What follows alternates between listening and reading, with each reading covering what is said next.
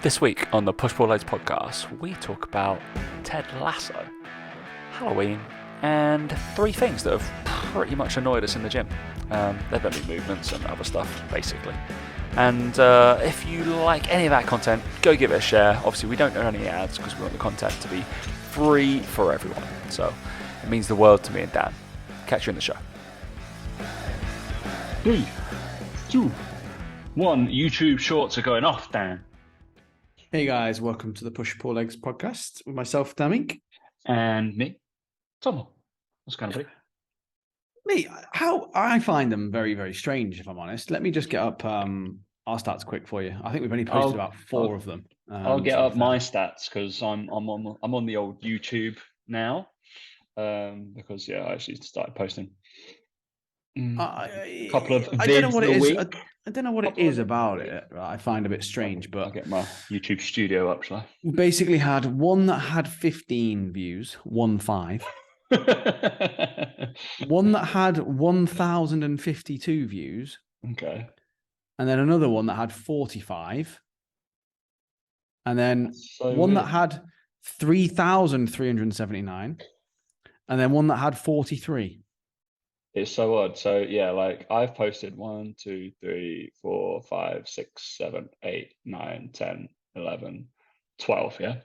And like I've got, because I literally started 2 weeks ago. So what my subs at, like 20 to 30, if that. Mate, so imagine fucking baller. I know, thank you. So they're gradually going up. But why is my thing going off? What thing's going off? Recording back. Sorry, guys, there was a brief pause just in case you disrupted the cadence. I didn't actually plug my microphone in. Oh, right. Well, there you go. I've been speaking to you on a different microphone. Well, that's always nice. It's always good. Obviously, I put my headphones in, and then because of the magic of the headphones, they go muted, unmuted, and muted. I'm sure that was like... Okay, yeah. So when I don't select my actual nice microphone, it goes. But yeah, anyway, we've gone back to YouTube stuff. So absolute baller. Obviously, I'm picking up a few subs a day, which is good. I just thought it would be a fun thing to do, to be honest. Another avenue. I prefer long form content. I'm better at it, so it seemed like a more logical thing to do for me, rather than the TikTok kind of way. And I was like, YouTube's not going anywhere, is it? Fucking hell. So who knows about TikTok? No. So yeah, just on the shorts views. So yeah, literally the one I posted yesterday, it's got 2.1k views. So bearing in mind, I've got essentially no subscribers, let's say, but 2.1 thousand views, like 53 odd likes.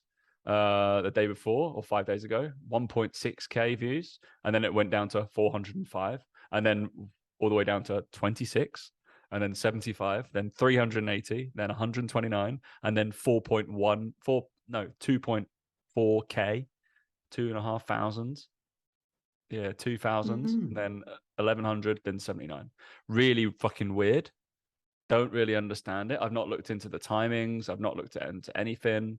Like the ones that do like in the thousands of views, like based off, well, if you look at like, if I've got like 20 to 30 subs and I'm getting, near, so the ones that get thousands of views, let's say just say 2,000 views. If I've got 20 subs, it's not a bad organic reach, let's say. So in terms of people actually looking at it, in terms of likes, it's been okay, to be fair.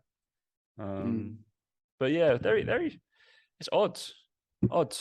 And then it has carried over a little bit onto my other stuff. So I'm always surprised. I think from what I've noticed on the ones that we've posted is that it is literally just a case of the shorter ones go further. Like that is literally the only thing that I'm looking at here is like the 15-second one is the longest one, is the one that got the most views. The second shortest is the one with the second most views. That's like a common thing, I reckon. Maybe. Views. Just what I've noticed. I'm not bothered looking at that. But interesting, yeah.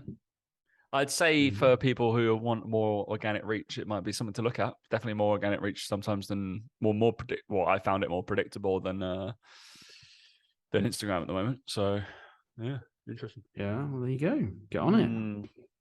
get on it, but you have to be okay at talking into camera and doing long form content. But literally, I'm just repurposing my reels. That's literally all I'm doing. Just going one by one. I'm just putting them up there. And it has been interesting. The ones that tended to do okay on Instagram have tended to do better as well on YouTube. So there's something in that. That they like. But yeah, I think it's just down. I think it's just down to the length. Genuinely think it's down to the length. Yeah, nobody wanted to know 4 exercises for athletes to use, but everybody loves single leg strength power. And ironically enough, one of the exercises were the same. So yeah. There you go. Very strange. Anyway, what's been going on, my friends? Not a lot, mate. Just had these people fucking drilling next door. Oh my God, it feels like they've drilled my head all day. Been painful, not gonna lie to you, trying to record updates and do that shit. But it just made me realize how inconsiderate some people are. No message, no letter, no knock on the door to say, hey guys, just let you know we're doing loads of building work and you may want to consider getting an office for 3 days to go and work in. Nothing like that. Just crack on with it. And then the most annoying thing for me, I said to Laura, was the fact that they went out the house all day because they knew it was going to be bad. Brilliant. Yeah. I feel a little bit, wouldn't feel quite as bad if they were at least sat in the house having to deal with it as well. But no, they weren't. No, they wouldn't have done that, would they? No, it just infuriates me. But other than that, yeah, I'm all good, mate. All good. Because we found it interesting. We did talk about this before because I've had the same thing, but the person didn't say first, and then I went round and complained because I'm one of those people. And then he's been lovely since, leaving me little love letters. Dear Tom. Dear Tom, another change of plan, I'm afraid. Another plan. Very polite. Thank you, Steve Miller. Yeah. Well, that's so he should as well. So he should. Yeah. And because I did complain, obviously, because it was the same for me. I had check-in day. It was like on a Thursday. It was check-in day, and I was like, oh, "Fuck, I've got like 15 check-ins to do," and all I could hear was this. It's just painful. It's like great, and like I knew that I could. I went up. I was just like, "Look, I literally have to give like lectures for a living. What am I meant to do? Like, there's nowhere I can go. My desk is directly underneath your living room. Yeah." So yeah, that was fun. But yeah, since that, I was just like, look, just tell me like 2 days in advance, like just so I can go somewhere else. That's it. And Daniel, have you ever tried to do? I don't know how some people do it. I literally can't do it. How have you ever tried to do check-ins like in a coffee shop? Can't do it. Can't do it. Well, no, you can. You can. The reason this is one of my biggest bugbears about online coaching, right? In general, is the coaches that say that they get this freedom to work wherever they want and travel the world on this sort of stuff. I know that their check-ins are inferior because they don't do video check-ins, because they literally just do written feedback, because that's how they can work anywhere. If you're recording a video or you're recording even just a voice message for your clients, you can't do it in a coffee shop. You just can't do it anywhere. You can't do it moving around. And again, you can upload a document really easily on any shitty Wi-Fi. You cannot film a good Loom on any Wi-Fi. And this is one of my bugbears about online coaching. Like the whole thing annoys me. It's not particularly like the Wi-Fi or anything like that, but it's the expressive nature of like the check-in, right? Like all mine are like I get like I don't know, handsy and like I had lots of different inflections in my voice. Yeah. Shock. Shock. But no, you're right. No, you're right though, is that you do get like I stand up and do fucking demonstrations of like exercises and shit, like you know, and yeah, again, that to me says everything I need to know about, again, someone's check-in process when they're like, oh, I love traveling the world, I can do my check-ins anywhere. I'm like, nah, yeah, I could as well if I did them shitly. As bad as you do them. But and that's the thing I find really hard is like I would have to hire out, like I said, a private office for a few days. It's the only way I could do it. Yeah. Me and Mike actually looked at getting an office the other day. We were thinking about doing it over here. Ooh. Not for check-in days, but for all the other shit we have to do. But yeah, it's yeah, again, even checking days, we couldn't sit there together doing it. Like you just couldn't do it. It's not possible. But yeah, you know, it's such is life, such as you know, being an online coach. Yeah, how unique our job is, I suppose. It is always funny though. Yeah, it's like, oh yeah, you can just go in a coffee shop, do work. I was like, I can do admin in the coffee shop. Yeah, absolutely no problem with that. I was like, I can set up lead pages, funnels, and do programming. That's fine. But as soon as I have to have any kind of interaction, I tried it. That's just not a huge part of like our just- days either, though. Check-ins are the biggest part. I was just like, I feel like I was like whispering and stuff like that. I was like, I don't no problem doing like voice notes, but I don't count a voice note as a check-in. The only time, well, the times that people get a voice note check-in from me is because they haven't checked in with me, and then I just go, well, I'm gonna one up you because you haven't sent me a video. I'll send you just a voice note because I don't know how you've been this week. Shock. If they send a video to me, they get a fucking video back. It's fine. Tit for tat, innit? I just have to do 1 minute longer than they take as well. I don't do that. That's not true because some of you people just take for fucking forever. All right, I realize there's an obviously clients go through this, but I love you all to pieces. But what I want on WhatsApp is obviously the same that happens on QuickTime or whatever, and that you can speed up the video because I can still comprehend what people are saying. And like on podcasts, you might listen to 1.5x speed, right? Why hasn't that happened on WhatsApp videos? Why can't you do that? You can do it on voice notes, but you can't do it on videos. Don't know why. Would make my day possibly 0.5 minutes per whatever a little bit better. So yeah. WhatsApp, if you're listening, sort yourself out. I think they must be listening. Stop removing apparently people's Instagrams and doing that. Did you feel that, Dan? Did your followers drop? Mine dropped by 10, and then it went back, and then it went back up again. Oh my gosh, you must have been fearful for a while there, mate. I thought I was going to lose everything. Yeah. But it was okay. We're all good. We're still here. What has been going off? I had a birthday. You saw? You did have a birthday, didn't you? Yeah. I had a birthday. It was on the weekend. You're old now, mate. No. I do feel old now. No. If anybody wants to know kind of how old I am, I probably look this age, I think now. So give or take. I've always looked older, but now I feel like I am as old as I look ish. But then somebody said that I actually looked more like 27 the other day, and I was like, thank you very much. 27. 27. Old 27. Thanks, mate. Wisdomous. That's the one. There's like. so much wisdom in my eyes. That's what gives it away so much. I'm 32. Much pain. I'm 32. Not as old as Dan. Anyway. You're not. Right. What we also had Halloween. Did you go trick-or-treating? I did not go trick-or-treating, obviously. Did Isabel go trick-or-treating? Should she go? She did not. She went to a Halloween party though. So that's good.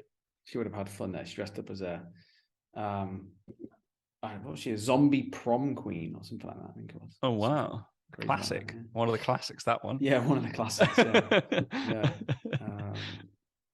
Yeah, but I saw some crazy dress ups in Dubai. Some people go fucking mad for it over here. It's gotten way bigger over here. I just don't never will get it as a concept for I just don't get it. Like I've dressed it's more the trick or treating that I don't get.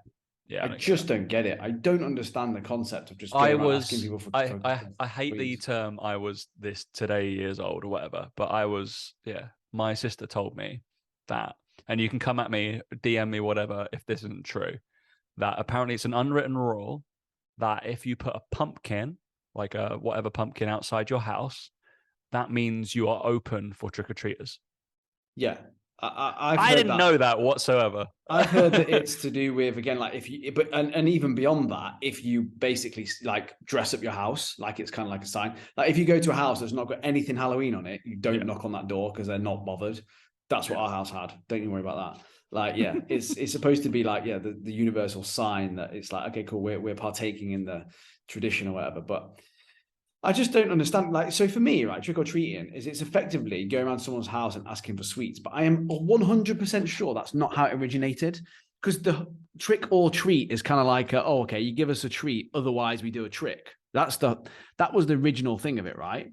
Is that, you know, people gave the sweets because they didn't want to see them do a trick on them, like because they would obviously like egg their house or something like that. That's what I thought it was, right? So. But there's just this unwritten rule now that you just get given the sweets. Because,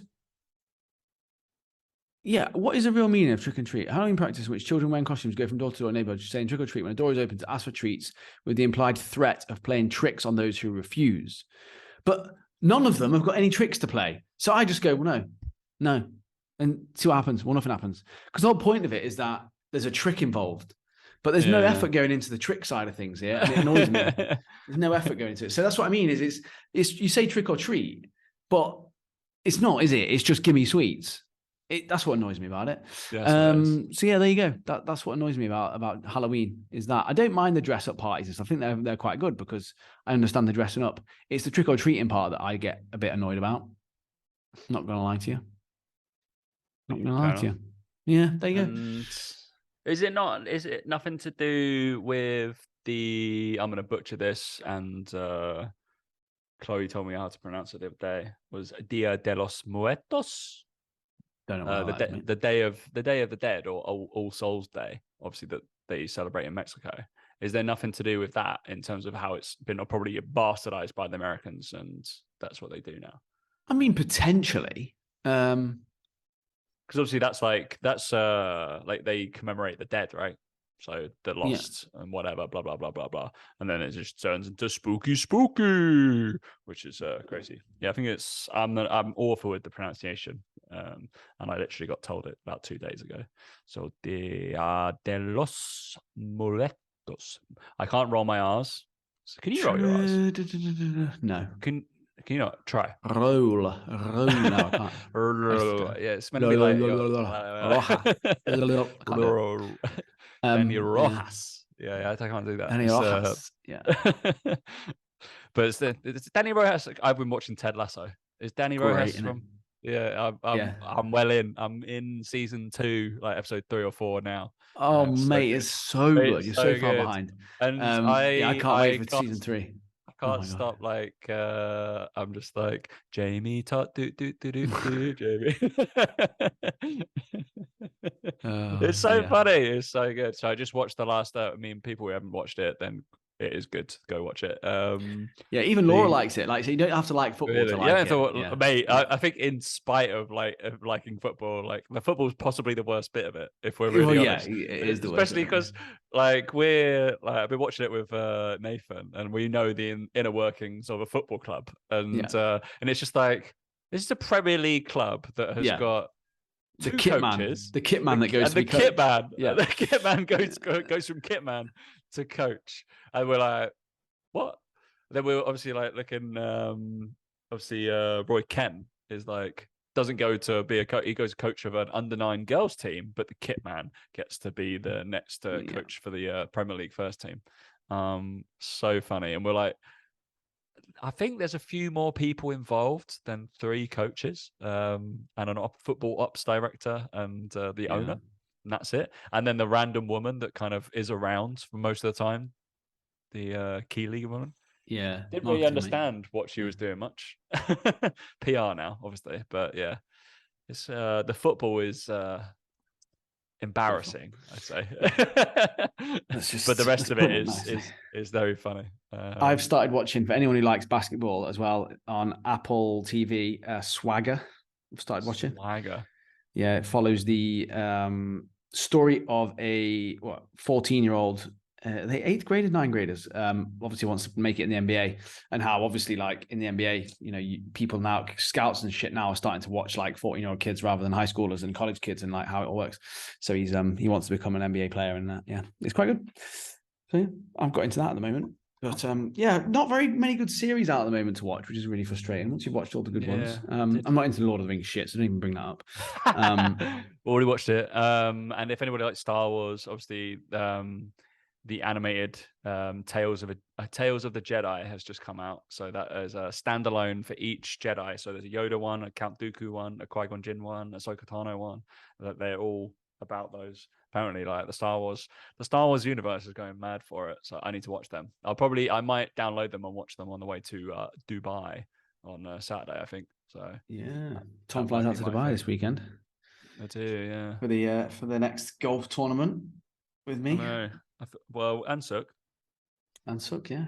Suk's coming for 2 of them. 2 of the rounds, he'll be there. Yeah. What we'll have to do is we'll have a think, and we'll assign a different, like what Good have done for the Good Cup, instead of just playing fucking bullshit. What did we play last time?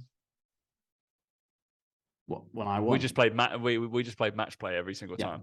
So Yeah, we'll do Yeah. Correct. Yeah. If we looked at strokes played, it's fine. We'll do a different point scoring system for each one, I think. Oh, okay. Wow. I think we'll do. That's Well, what we'll you obviously wanna do. we'll play match play, but we're gonna have to so probably match play for me is gonna be good round the Dubai Hills because that's Dan's home course, so that might even the playing. So I can have a blow up hole and it won't be too bad. Or maybe we actually just play Stanford points there, so I can have a blow up hole and it won't really matter. And then we'll have points, and then we can do something else. Then we can do actual strokes. That'd be funny. Hey, I'm all for it, mate. I need a challenge, so I'll do whatever you want. It's fine. We just got to probably when we play Sook, we've probably got to play points. I'm assuming, or points match. So yeah, but you're the only one who knows how to play points. So you're gonna have to do all the adding up because we don't have to. And then I can't imagine we're gonna play standard scratch strokes play with Sook. No, that's right. We won't be. Bit unfair, but we're all good. That'd be fun. Lovely. Right, shall we actually get into vague topics? Because I did literally write Ted Lasso as a topic because that was quite fun. It's been a good watch. And it's Who's your favorite character in it? Ooh, I don't know actually. Well, obviously Ted, but the Kit Man is fucking hilarious. So yeah, he's just I quite like him in other stuff he does as well. When he plays he has a character where he's a teacher, and on one of the 8 out of 10 Cats things, he sings the Lord of the Rings theme tune. It's fucking hilarious. He has his own. He does his own comedy. He's a comedian, by trade. Yeah, and he's so funny. He's fucking hilarious, I think. He's so weird as well, but probably the Kit Man. Yeah, I can't remember his name, but out of the Nate. players, I don't know. Nate, is it Nate? Kitman. Yeah, Nate. Yeah, Kitman. So apart from that, because all the footballers Roy Kent's though. I'm assuming that's meant to be Roy Keane. Yeah, really. Yeah, I assume that's the role he's trying to play. Especially as the pundit when he starts being a pundit. So it's they're shit. You're a shit manager. Great. Okay, cool. And Ted Lasso's hilarious. He's so that is literally how some Americans are though, in terms of so positive. It's just oh God, I just imagine that's how the Leeds manager is. Just imagine. Yeah, that's why. He must get called Ted Lasso, surely. Yeah, surely. And he's for fuck's sake. Oh, it's so funny. But Jamie Tartt's slightly annoying, but he's meant to be an annoying character, isn't he? Yeah. And then the self-righteous fucking Nigerian guy. Obviously, I just watched the episode where he covers up his sponsor.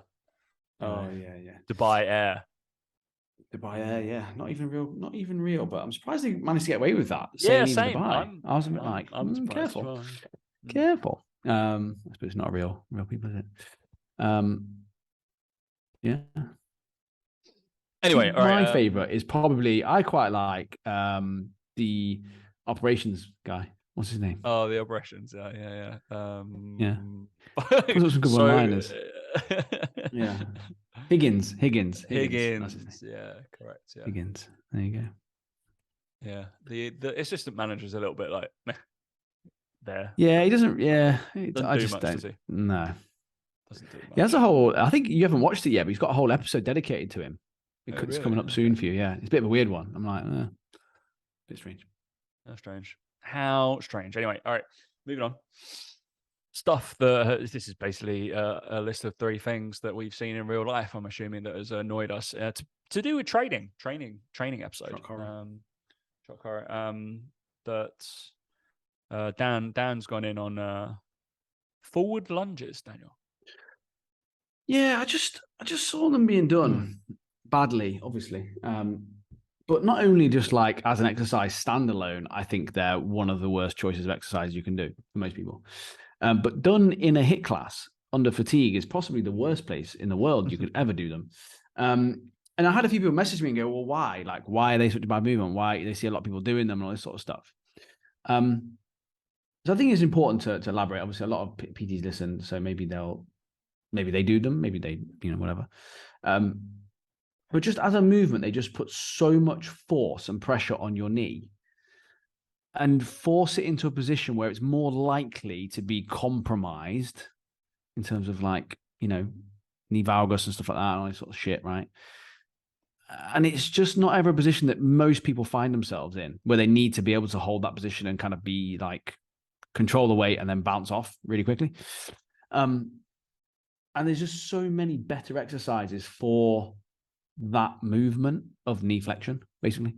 Like just do a reverse lunge. Like it's easier to do, number one, requires less coordination, can actually go a little bit heavier and doesn't cause any pain on the knee. And it just baffles me that I still see it done as an exercise for like muscle building. Like I still see it in bodybuilding programs. I'm like, what are you doing? Like 20 reps after doing 20 reps of back squats, 20 reps of RDLs, 20 reps on leg press, 20 reps forward lunge. No, just no, like no, ever, no. Yeah, and I just don't like it as a movement. I really detest it. And I just think no one needs to do it. And I put 99.9% because there's always an argument for fucking one person to do it. But the majority, like I said, most people who go to a gym just don't need to do it. And I saw about 3 people doing it. One with a barbell, and then 2 were in the class doing it. Yeah, I know, Tom. It's just like it's painful to watch. So to be the devil's advocate, I can think of the 0.1111 whatever 0.0001% of people that it would apply to, because even though I can use it as an exercise or whatever and put it in the right circumstance, it's one of the things actually I'm looking at my list of clients on my board in front of me. Not one of them has it. And there's one lad who's coming back with knee rehab that we're just getting him back up to playing and stuff. I don't think he has like crossover drills and stuff like this, and maybe he might have it in. I'm trying to think of his movement prep stuff, but I would imagine as well with him though, it would be body weight. No. Oh, 1,000%. He's not. Yeah. So body weight, I can understand. Again, if you're a sports person and you do a movement forward, or you need to catch yourself that way, I'm okay with it as a unweighted movement. If you're trying to practice that movement and absorbing force, because I knew part of me when I was looking at it and made the comment on Instagram, part of me was like, would Tom use this for stuff? And I was like, yes, because like there is an element to it where like absorbing force and then springy and all this sort of stuff. And also walking lunges are fine. Like I haven't got a problem with the forward motion of the lunge. Yeah. Like it's more the pushing off and where the weight is on you holding it on your back and where the weight is positioned and then pushing backwards. Mate, like, and if you were to load them as far and as close to the knee as you can.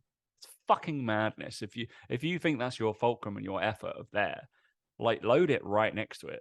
Suitcase loads, and almost like when you're dropping in, the suitcase load is going to be next to your knee for when you come out. Don't load it as far away as possible, which is going to increase shearing force. So it's just like, all right, if I were to load them with like 2 kilo weights, like I load some like pistol squats or some stuff like some of my guys have. Well, the other one, skater squats. It's helping a little bit. That's the only thing I'd load it with. Definitely, it's like a 2 dumbbell job. That's it. Nothing else. Definitely not fucking this kind of mass extension thing. Because the issue is it goes straight into the most furthest point forwards of that movement is where the energy dissipates, which is unfortunately your patellar tendon, which connects vaguely near your like tibial tuberosity and controls of what your patella and your like femur's doing. And then as soon as your foot leaves the ground, energy only really goes there and then nowhere else. So you're damn right in terms of it's like, all right, cool, I'm gonna get tendon thickness possibly if you can handle the load that you're putting through it, and the ability to like fall and catch yourself before you like fall on the floor, which is cool. But then again, like I think that's the good bit. That's it. The fall and catch. That's the bit I want to be able to absorb the force. It's not the acceleration effect of trying to jolt back. That's the thing as well, because nobody actually in sport really does that, because you'll tend to turn when you're there as well. You'll turn and you'll gather. There's probably even merit in holding 2 dumbbells, absorbing that force, dropping the dumbbells, and then jumping in a different direction. That's probably more likely what you would what you would need to practice for a sport. if I were, yeah, they'll do fall and catch, and then I've got stuff like where they go. I think that's what I'm trying to think. It's like Jack has fall to catch and a forward lunge, but then he'll have a crossover step or lateral step to like stick or something like that. That's what he does. He never comes back. He never drives himself backwards from that, because it's a change of direction, sure, but the change of direction tends to be you change your whole body direction, not I just reverse back and go backwards. That doesn't particularly happen. So yeah, I'd encourage somebody to, if they're thinking about it, absorbing and stuff like that, even from that mechanic, I would look at crossover steps and crossover change direction stuff like that. Yeah, very strange. I wouldn't particularly use them, and yeah, not loaded. Yeah, because like the forward lunge, like the walking lunge, is the best bit of the forward lunge, the fall and catch, and then the good bit of the reverse lunge, which is the step up. Correct. So, which looks all lovely, because just to put it in a perspective for hypertrophy, you don't have any tension. As soon as your foot leaves the floor, there's no tension left because you're not pushing against anything. So you cannot create tension against nothing. So equal and opposite reaction. If there's nothing to push against to create a reaction, therefore there's nothing to do. In physics, if you try and push the air away, you win. Trust me. That's the so as soon as you leave the floor, is silly, and the people are like, what? I taught this to the new PTs for PTC the other week, and they're like, what? And I always go around the room. I was like, what would you start with, forwards or backward lunges? What would you go, forwards, and I'm like, you're all idiots. No, I'm joking. I just go, yeah, it's probably backwards. It's reverses. Why do we use reverse lunges instead? Cool. We're gonna do a walking lunge. Cool. Yeah. Then we just talk about that. But yeah, the forward lunge is fun. Because yeah, Dan, you made the comment you were like, maybe how I was doing them this week that I posted, and I was like, what did I do? So I was doing a drop to catch, like split squat. I guess people would like, may argue that it looks very similar, right? But again, I'm not pushing. I'm using it as a split squat. I've had no problem somebody going a fall and catch and then split squatting up, fall and catch, split squatting up. That's absolutely fine. So you do that first movement of a forward lunge, but then you just split squat yourself up and then maybe step backwards. Yeah, I wouldn't that, because that's the good part of the fall. That's the force absorption bit without the weird shit afterwards. There's no reason why you can't do it, but yeah, I was doing those drop to catch just to absorb force, and I've got a bit of bum doms today from that. I had 70 kilos on the barbell. Yeah, well, the barbell's 30, just in case people go, oh, you only had blue 20s. Barbell's 30 kilos. It's a heavy barbell. But yeah, and I was only doing threes. Don't need to do a lot of force absorption, because yeah, otherwise I just end up falling through the fucking wood and hurting my knee. Tends what happened. But I'm stamping. If anybody wants to do that, it's like I'm in a split squat position. I'm doing quick hip flexion and then stamping down as if you're gonna do. It'd be good for people to learn if they want to do like Olympic lifting. But I use it with my footballers, so because I want them to be able to drop down into like a athletic-based position quickly, and you probably then do that even quicker if you've got 70 kilos on your back, and you're able to absorb it and decelerate really quickly. Okay, it's lovely. All right, I've got two others. This is more equipment-based, Dan, that I've seen this week in my gym. Okay, belts on for bicep curls. How did you know it was unnecessary weight belts? That's number two. That's what happens in every gym across the country. No, but not so much. It wasn't for like bicep curls and stuff like that. But this was just for like just lifting, and it's just. I think it's probably it irked me even more because I just wrote a piece for my protein. I think their next whatever. Their magazine, if you buy a thing from my protein, their next magazine, I normally has a piece in there from me, but I wrote one on breathing, and obviously I talked about the Valsalva maneuver slightly, and obviously that's trying to create 360 kind of capacity air pressure, kind of what a belt should, in theory, give you feedback for, not do for you. So number one, I'm assuming it's a case of not a lot of people know how to use them properly, because fuck me if they did. We've obviously used them when we've ollie lift or power lifted and stuff like that. And I feel like I'm going to be turned into fucking two sausages when it's like on, right? because that's the point. It's meant to be super fucking compressing. So I can do 360 expansion of my breath against it. Again, I'm trying to push against a wall. Not, oh, it's helping my back, isn't it? Yeah, No, keep everything tied in. it's not just so like a big plaster, like to help you be straighter when you do it. It's just like, no, you're meant to push against it. It's fucking hard. It's an external feedback tool. That's all it is. It'd be like putting my hand out so Dan knows where to punch. That's all it is. Otherwise, you just punch in the air. No. Yeah, so that was annoying. And I feel like people jump to it too quickly as well to be a training aid. Without... so I've got one of my clients who we use it for certain bits, and he only uses it for his top sets. So he literally uses it for those ones that he really wants to go for and push a little bit. Because again, like you can over rely on it a little bit. Yeah, like, I think so. With that, and again, you feel safe, and then what you do is because you feel safe, because you got it on, you don't think as much about what you should be doing and about your positioning. So yeah, it's a bit of a dodge. And by the way, can we just say for the record, if you have a weight belt that is Velcro, it is completely fucking pointless. There's that, because it's always those people in it. You know, the ones that you see putting on the Velcro belt as if they're going to bicycles. I'm like, oh, you fucking... like, what's that for? What are you doing? No, it's not going to work, because the second you apply any sort of pressure on that, it's going to pop open. And if you're not popping open out of it, you're not applying enough pressure, and you don't know how to use it properly. You don't need it, basically. So yeah, you need like spend some money on just like a 2-pin. Or if you really want a nice one, there's the latch ones. So I've got both, but I tend to only use the 2-pin one because I can't be bothered with the latch. Because I'm also fatter than when I was competing. So I have to get my screwdriver out and relatch it. So too much like I work that, mate. I was like, can I really be bothered? No, I cannot be bothered. I don't need it that much. It's fine. I can pull enough weight without needing it. So. Because I know how to Valsalva maneuver, so I'm all right. So, but yeah, if I wanted to pull a heavier weight, definitely it will aid me. It 100% will. But it's just a case of like CBA and learn how to use it properly. But yeah, so weight belts when they're not needed. And the second one is equipment-based thing as well. Can you guess this one? No. This was shoes. And this was because this particular person was going for a PR set, so an AMRAP set of a heavy load. Say, I think they were like, I think I should be able to do 3 or 4. And I was like, cool.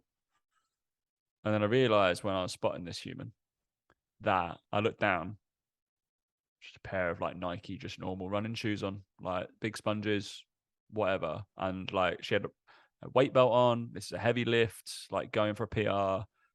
Nike weight shoes, running shoes. I see a lot of people might not think there's not much wrong with that, but what are running shoes designed for? Running. What max powerlifting. What are they not designed for? Yeah, fucking like, as soon as you put force through them, they're built to absorb and take the force and not give it back to you. They want it. It's like a big cloud. I'm guessing when Dan jumps on his bed with all his pillows, it absorbs him. Not when he goes. What he really like is his actual bed, where he leaves Laura there, and then he goes sleeps on just a hard mattress on the floor. And yeah, that one's gonna be like bouncy. So that's the one you want to push hard into, because it's probably going to give back as much as you put in. So unfortunately, the other ones, I was just like, am I going crazy? Obviously, I gave her I was like, have a think about your shoes, maybe. If you're going for a PR, then that could be a good thing to do. Which is obviously why like Metcons and stuff became big. And then, but they obviously what we were talking about the other week was high rocks. It's like, all right, cool. But then those things don't work for running. Counterintuitive, yeah. I'm not going to wear my football boots when I play golf. Probably won't be allowed on the greens. No, you wouldn't, mate. You'd ruin them, wouldn't you? Hey? Exactly. So just think, this is more of like a performance thing. And I was like, mate, you can lift more. You're losing a couple of kilos there, like just for instability things and just wobbling around and not being able to apply as much pressure. So that was so all I wrote is big sponges, FML. Big sponges. So yeah, slightly annoying. Yeah. Slightly annoying, mate. But yeah, so obviously my pet peeve was those two things, and it's probably the content I've been putting out this week. Well, will be as of. It'd be interesting because obviously you deal in the more of the general weight loss and kind of being healthier kind of spectrum. Would you? Because obviously I'm just posting about maybe we start looking at differently how we train in terms of days and splits and stuff like that. And obviously this whole podcast is fucking named after a split of type of training, right? Push pull legs, pretty fucking common. And then there's the argument of like, what's the best split? Oh, is it push pull legs? Is it upper lower?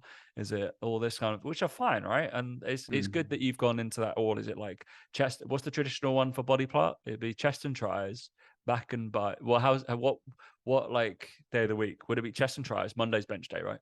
Has to be.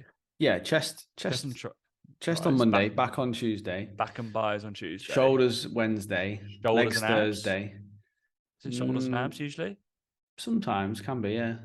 Legs on its own, mate, because that's hard. That's too hard. And then arms and calves, isn't it? Arms and calves on Friday. What do you do on the weekend? No tibant. You don't do any tibant, just calves. No tibant at all. I wonder how people are training their soleus and their gastroc differently. Yeah. Madness, isn't it? Yeah, that's it, mate. That's how people train these days. So yeah. Is that still? Would you still say that's the most like in terms of body part split and maybe push pull legs and upper lower? Those are still the most prevalent ways of training. Personal training. Yeah, I think so. I've got a couple of PTs that actually wrote 4 full body days this week. I was just like, you're a PT, you need to just train. Like, forget about what you think, just train your whole body as these movements over 4 days. You'll be fine. And of course, the first 2 weeks always hard. You will recover. Don't worry. Blah blah blah. Yeah. I'm just trying to fight against it a little bit more now. But yeah, I think it's still the most common is still chest, back, shoulders, legs, arms. Still, I found that baffling because obviously I live in my slightly different echo chamber of being like, no, let's push that. And every now and again, people will be like, oh yeah, you're really like going against the grain, Tom. It's nice to see all this kind of stuff. I'm like, thanks, but I feel like I'm doing the fucking same thing as everyone else. But obviously, my little thing of who I take ideas from is obviously a lot smaller. Yeah, interesting. Because obviously there's the next progression, I guess, is where I was for quite a while in terms of, and then obviously me and you have a very similar opinion in terms of like full body training, 100%. But then again, full body training is still split into, say, upper pulls into lower pushes, that kind of thing. And we combine that. You're like, no, you don't train your legs every day, but we're going to focus on like more squat based movements. Or so you have like one bilateral squat and then one like split stance squat. Cool. And then so that's 2 squats that day and maybe one more, and then we'll do like 3 pushes, for example, just up a spectrum of where it goes from horizontal to vertical, depending on what we're trying to achieve. And then you flip it over, you go more like lower pull, hinges, blah blah blah, and then like do all that kind of shit. So that's how you can do it. And then I'm like just going for it a little bit further, trying to push the needle, which is obviously like, it's like try to stand out from the crowd, but do something different. Essentially go against the grain and just be known for something. It's just like, maybe we start looking more, and it's something that we already do. And I know a couple of the boys who I train are doing this. And actually the first phase of one of the combines is this as well. And you look at those are usually 4 days worth of training. And you look at like for example, like a moderate day, a heavy day, and a light day, and then an ESD day.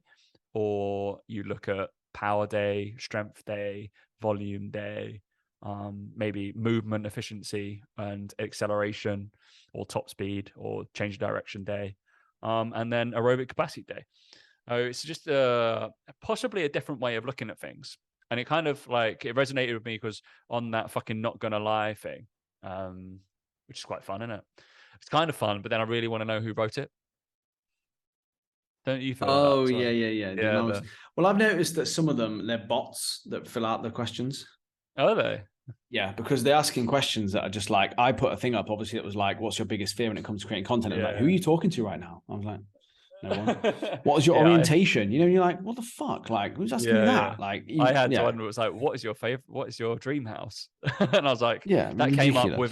came up within a second of me putting it up as well. And I was like, yeah, I just find it weird that bots are involved in that. I'm like, it doesn't even make any sense. But I guess it's because it's the needy people will be like, oh, somebody's engaged with it, therefore I'm going to use it again. So, and then they're gonna do the upsell of like, oh look, there's a little thing at the bottom that says purchase a weekly subscription of $6.99 to find out, not even find out exactly who wrote into the thing, but find out. I was like, clicked on it. I was like, find out where they possibly posted and what device they were using or whatever. You're like, oh, brilliant. Fuck me, I'm not Giving us paying loads of information. Cheers. £7 to to possibly find out who wrote it. Which you probably know anyway. So yeah, anyway, I was pushing the spectrum for that because there was one lad who was like, oh yeah, I've been playing sports for the last couple of years instead of like, and trying to get away from bodybuilding, or have been bodybuilding for a long time. What should I kind of do? And I was like, yeah, I would start splitting your training into that, and thinking about what kind of performance your body should do per session more than anything else. It doesn't have to be the whole session. Let's just put that like straight there. On a strength day, you're not training fucking 5 sets of 5 for each fucking exercise. That you're probably doing 2 exercises that are going to be like strength orientated, and the rest are supplementary. That's fine, but they're going to be low range, like 6 reps. That's about it. And then maybe on the volume day, everything's between 8s and 12s. So that's fine. And then on the speed day, everything's like down at 4s and like 5s, and that's it. And you just move weights quickly and power. Or you use, and definitely have a few that literally only have to do body weight stuff because they're just doing movements. They only take about 45 minutes, but they're doing like tempo work or all that kind of fun stuff. So I think those people will make better movers, and they will make better athletes, and probably understand their body a little bit more as well, and will definitely apply themselves to more sports. 1000%. For sure. That's the key thing, isn't it? I think it's one of those where we've talked about this before, in that some movements, it's just like people assume that you should be able to just do them all the time. And like a lot of the time with bodybuilding stuff is people just get so wrapped up in the same movements over and over again that then when you ask them to do these more sporty movements, they can't do them. They can't move properly. And they're like, oh, that's weird. I go to the gym, I train. I'm like, nah, you don't. Like, and people forget that with range of motion, they are so busy focusing on range of motion in their RDLs, their back squat and all this sort of stuff. And kind of like shooting for the bare minimum, what's acceptable. They forget that when they get out into the real world and they actually need to use full range of motion for athletic movements, they just can't move. Their bodies are not designed to move properly. And I think one of the biggest things for me in terms of the people can work on, and you've talked about this a lot, and Ben Bruno posted about it recently, is just moving in a different plane other than the sagittal plane all the time.